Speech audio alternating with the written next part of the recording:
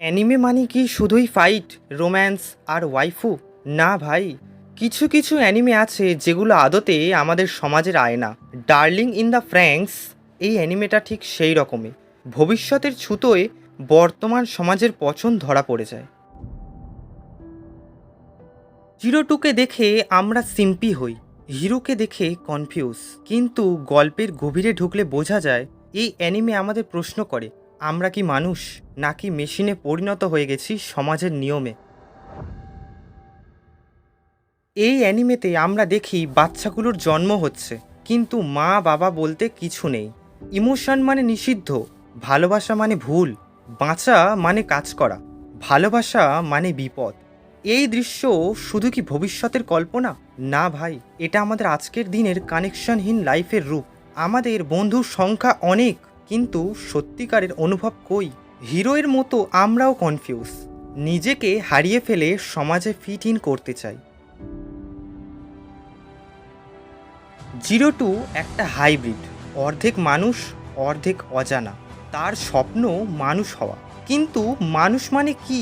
ভালোবাসা, অনুভব, আত্মত্যাগ, নাকি নিয়ম মেনে চলা, চুপচাপ কাজ করে যাওয়া? জিরো টু মানুষ হতে চায়, কিন্তু সমাজ তাকে বারবার বলে তুই আলাদা, তুই ভুল। এটাই আমাদের বাস্তব। তুমি যদি আলাদা হও, সমাজ তোমাকে মানবে না।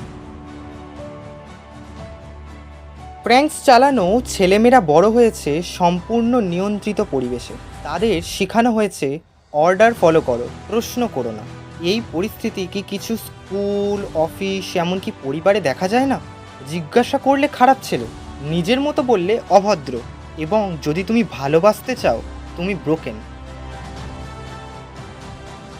ডার্লিং ইন দ্য ফ্র্যাঙ্কসকে অনেকে সমালোচনা করে ওদের পাইলটিং পজিশনের জন্য, ছেলে পিছনে মেয়ে সামনে। কিন্তু এটা একটা ব্যঙ্গ। এটা দেখায় সমাজ কিভাবে জেন্ডারকে ফিক্সড বক্সে ভরে রেখেছে। ছেলেরা নিয়ন্ত্রণ করবে, মেয়েরা সাপোর্ট দেবে।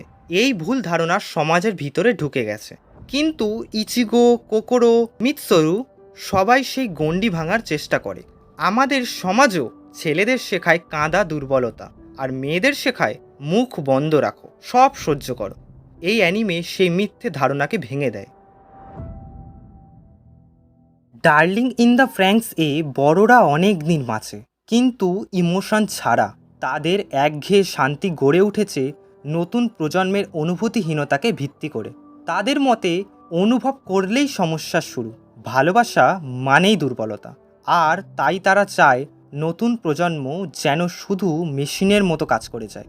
এটা আসলে এক ধরনের ভবিষ্যতের ট্র্যাজেডি, যেখানে টিকে থাকার জন্য আত্মা বিক্রি করতে হয়। ডার্লিং ইন দ্য ফ্র্যাঙ্কস এর শেষটা যেমন কনফিউজিং, তেমনই প্রভাবশালী। এই অ্যানিমে আমাদের বলে ভালোবাসা দুর্বলতা নয়, বিদ্রোহ। নিজের অনুভূতি হারিয়ে যাবার আগে লড়াই করতে হবে।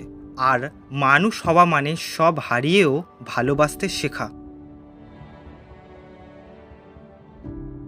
ডার্লিং ইন দ্য ফ্র্যাঙ্কস নিয়ে অনেক মিশ্র মতামত আছে। কারো মতে এটা মাস্টারপিস, আবার কেউ বলে শেষের দিকটা নষ্ট করে দিল। কিন্তু একটা জিনিস আনডিনায়েবল, এই অ্যানিমেটা প্রশ্ন তোলে সাহসিকতা নিয়ে, এবং সেই প্রশ্নগুলোর উত্তর খুঁজতে গিয়ে আমরা নিজেদের নিজেই ভাবতে শুরু করি। যদি আপনি প্রেম, পরিচয়, সমাজ, মানবতা নিয়ে ভাবেন, ডার্লিং ইন দ্য ফ্র্যাঙ্কস আপনার জন্য মাস্ট ওয়াচ। তুমি কি হিরো নাকি জিরো টু? তুমি কি ভালোবাসা খুঁজছো নাকি অনুভূতিকে ভুলে গিয়েছো? এই ছিল ওটাকু হাই সেনপাই। আগামীবার আবার আসবো এমন একটা অ্যানিমে নিয়ে যেটা শুধু চোখ নয়, তোমার চিন্তা বদলে দেবে। ভিডিও ভালো লাগলে লাইক, কমেন্ট আর সাবস্ক্রাইব করে দিতে ভুলো না। চলো সমাজের গায়ে অ্যানিমের আয়না চাপিয়ে দিই।